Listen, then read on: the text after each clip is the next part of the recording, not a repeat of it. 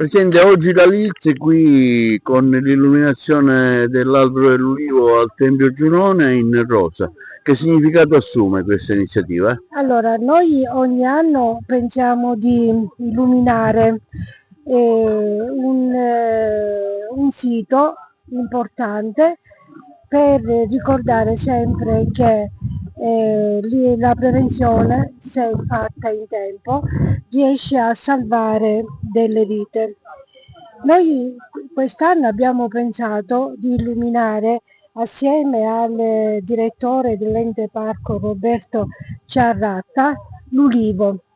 L'ulivo perché è simbolo di pace e in questo periodo dove ci sono tante guerre e allora simbolicamente abbiamo pensato di dare una risposta al mondo per dire che la pace è molto importante. La pace è importante e anche importante, come ho detto, la prevenzione. La prevenzione soprattutto nelle giovani, perché abbiamo visto che ultimamente l'età si è molto abbassata.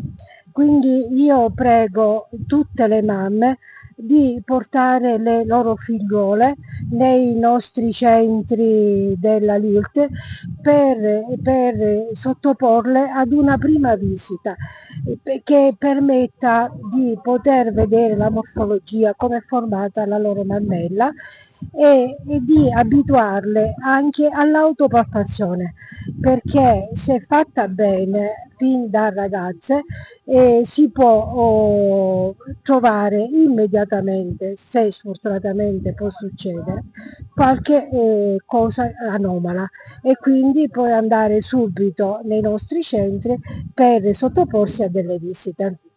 Ecco, lei collabora con la Liz per la prevenzione e è voluto essere presente oggi a questa simpatica iniziativa. Sì, è un'iniziativa che facciamo tutti gli anni, il Nastro Rosa, in cui si promulga diciamo, la prevenzione del tumore della mammella. Ottobre è il mese della prevenzione appunto per la mammella e invitiamo tutte le donne a fare prevenzione. Voi alla Liz svolgete un compito sicuramente importante per la collettività, ecco, ci fa un po' uno screening della situazione qui ad Agrigento e provincia? Sì, noi ci occupiamo appunto del tumore della mammella, facciamo prevenzione e facciamo visite ed ecografie. Invitiamo anche le giovanissime a fare questo controllo in quanto si è visto che negli ultimi anni c'è stato un incremento nella fascia d'età che va dai 25 ai 45 anni. Quindi oltre a coprire, a fare gli screening in età maggiore, intorno ai 50, dai 50 ai 69, è consigliata per tutte le donne anche di minore età, come dicevo dai 25 ai 45, a sottoporsi a visita senologica e ad ecografia annuale. Raggiunti i 40 si inizia anche a fare la mammografia. Ecco, qual è la situazione un po' qui nella nostra provincia? Ma nella provincia ci sono diversi casi che noi della Lilti circa 50 casi ogni anno li riusciamo a individuare. Quindi un invito diciamo a venire presso le sedi della Liz. Certo, invitiamo tutti a venire perché la cosa importante è una diagnosi precoce, abbiamo una probabilità di guarigione oltre il 90%.